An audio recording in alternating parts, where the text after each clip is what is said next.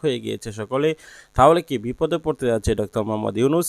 Doctor Mohammad ইউনূসকে meticulously plan হিসাবে এবং ক্ষমতা যাওয়ার জন্য নাকি গণহত্যা চালিয়েছে, আর সেটা শেখ হাসিনার উপর চাপিয়ে দেওয়া হয়েছে, এমনটি দাবি করেছে শেখ হাসিনা। আসুন কথা না বাড়িয়ে শেখ হাসিনার বক্তব্যটি সম্পূর্ণ আপনাদের মাঝে শোনাবো। না টেনে লাইক করে শেষ পর্যন্ত ভিডিওটি দেখতে থাকুন। ভিডিওটি গুরুত্বপূর্ণ বিদায় জরুরি ভিত্তিতে এই ভিডিওটি আপনাদের মাঝে উপস্থাপনা করলাম। বর্তমান সময়ে আমরা দেখেছি যে মেটিকুলাসলি প্ল্যান হিসাবে ডক্টর মোহাম্মদ ইউনূস এই হত্যাযজ্ঞ চালিয়েছে, এমনটি দাবি করেছে শেখ হাসিনা। ভারত থেকে তিনি যে বক্তব্যটি দিয়েছে, রীতিমতো চাঞ্চল্য অবস্থা সৃষ্টি হয়েছে। নেট দুনিয়া এখন একটি তোলপাড় সৃষ্টি হচ্ছে। ডক্টর মোহাম্মদ ইউনূস কি তাহলে গণহত্যার সাথে জড়িত?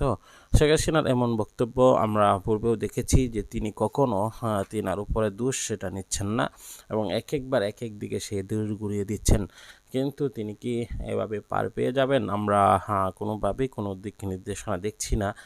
রীতিমতো জাতিসংঘ থেকেও যখন শেখ হাসিনার এই গণহত্যার অভিযোগগুলা প্রতিবেদনগুলা প্রকাশ করেছে, তখন থেকে আরও ফেঁসে গিয়েছে আওয়ামী লীগ।